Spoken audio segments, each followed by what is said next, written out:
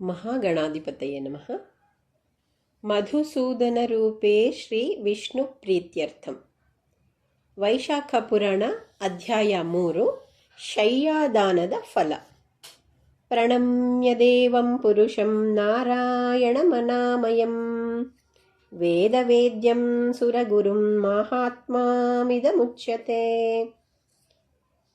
ಯಾವ ಮನುಷ್ಯನು ಯೋಗ್ಯನಾದ ಬ್ರಾಹ್ಮಣನಿಗೆ ಮಂಚವನ್ನು ದಾನ ಮಾಡುವನೋ, ಅವನು ದಾನ ಮಾಡಿದ ಆ ಮಂಚದ ಮೇಲೆ ಸುಖವಾಗಿ ಮಲಗುವ ವಿಪ್ರನಿಗೆ ಸೇವೆಯನ್ನು ಮಾಡುವನೋ, ಅವನು ಅನಾರೋಗ್ಯದಿಂದ ಬಳಲುವುದಿಲ್ಲ.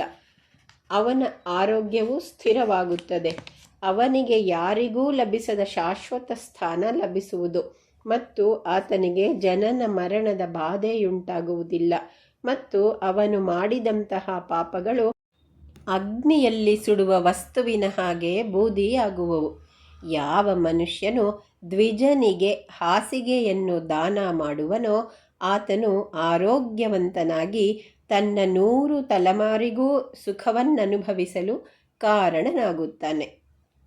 ಅವನು ಆಯುಷ್ಯವಿರುವವರೆಗೂ ಬಂಧು ಹಾಗೂ ಬಾಂಧವರೊಡನೆ ಸುಖದಿಂದ ಇರುವನು. ಯಾರು ಬ್ರಾಹ್ಮಣರಿಗೆ ಪಾದರಕ್ಷೆಯನ್ನು ದಾನವಾಗಿ ನೀಡುವನೋ, ಅವನು ರಾಜನಾಗಿ ಭೋಗಿಯಾಗಿ ತನ್ನ 7 ಜನ್ಮವನ್ನು ಕೀರ್ತಿಶಾಲಿ ಹಾಗೂ ಎಲ್ಲ ಕೆಲಸದಲ್ಲಿ ಜಯಿಸುವವನು. ನಂತರ ಅವನು ಬ್ರಹ್ಮಲೋಕವನ್ನು ಹೊಂದುವನು. ಯಾರು ವಿಪ್ರೋತ್ತಮನಿಗೆ ಆಸನಾದಿಗಳನ್ನು ದಾನ ಮಾಡುವರೋ, ಆಗ ಆ ದ್ವಿಜನು ಆ ಆಸನವನ್ನು ಸ್ವೀಕರಿಸುವನೋ, ಆಗ ಆ ಆಸನದ ಮೇಲೆ ಶ್ರೀಹರಿಯು ವಿಶ್ರಾಂತಿಸಿದಷ್ಟು ಪುಣ್ಯ ಲಭಿಸುತ್ತದೆ.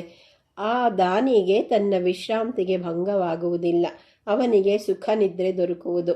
ಯಾರು ಯೋಗ್ಯ ಬ್ರಾಹ್ಮಣನಿಗೆ ಶಯ್ಯಾದಿ ಉಪಕರಣಗಳನ್ನು, ಅಂದರೆ ಕಂಬಳಿ, ಹಾಸಿಗೆ, ಮಂಚ ಇತ್ಯಾದಿಗಳನ್ನು ದಾನ ಮಾಡಿದರೆ ಅವನಿಗೆ ಮರಣಾನಂತರ ಮುಕ್ತಿ ದೊರಕುವುದು. ಮತ್ತು ಕಂಬಳಿ ದಾನ ಮಾಡುವವನು ಗಂಡಾಂತರದಿಂದ ಮತ್ತು ಅಪಮೃತ್ಯುವಿನಿಂದ ಪಾರಾಗಿ ಅವನ ಆಯುಷ್ಯವನ್ನು ಸಂಪೂರ್ಣವಾಗಿ ಜೀವಿಸುವವನು. ಹೀಗೆ ಯಾರು ಬ್ರಾಹ್ಮಣನಿಗೆ ಬಿಸಿಲಿನಲ್ಲಿ ತೆಳುಬಟ್ಟೆಯನ್ನು ದಾನ ಮಾಡಿ ನೀಡುವನೋ, ಅವನು ಮರಣಾನಂತರದಲ್ಲಿ ಮುಕ್ತಿಯನ್ನು ಪಡೆಯುವವನು ಮತ್ತು ಪೂರ್ಣಾಯುಷ್ಯವನ್ನು ಅನುಭವಿಸುವವನು. ಯಾರು ಬ್ರಾಹ್ಮಣರಿಗೆ ಕರ್ಪೂರ, ಕುಂಕುಮ, ಹೂವುಗಳನ್ನು ದಾನವಾಗಿ ನೀಡುವನೋ, ಅಂಥವನು ತನ್ನ ಮಕ್ಕಳು ಮತ್ತು ಬಾಂಧವರೊಡನೆ ಸುಖವಾಗಿ ಆಯುಷ್ಯವನ್ನು ಕಳೆಯುವನು ಮತ್ತು ಎಲ್ಲ ಲೋಕಗಳು ಅವನ ವಶದಲ್ಲಿರುತ್ತದೆ. ಗಂಧ ದಾನ ಮಾಡಿದರೆ ಅವನಿಗೆ ಚರ್ಮ ಸಂಬಂಧಿತ ಕಾಯಿಲೆಗಳು ವಾಸಿಯಾಗುವವು.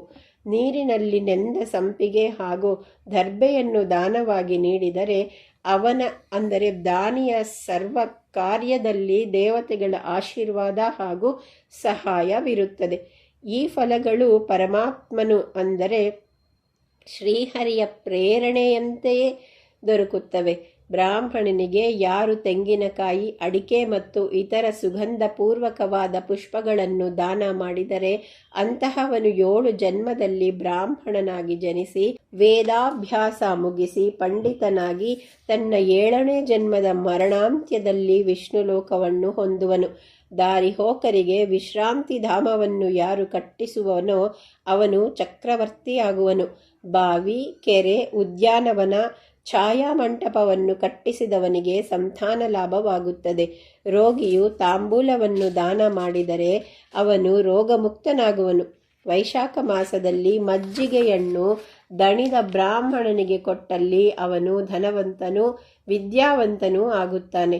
ಆ ಮಾಸದಲ್ಲಿ ಅಕ್ಕಿಯನ್ನು ದಾನ ಮಾಡಿದವನು ಪೂರ್ಣಾಯುಷ್ಯವನ್ನು, ಸರ್ವಯಜ್ಞದ ಫಲವನ್ನೂ ಹೊಂದುವನು.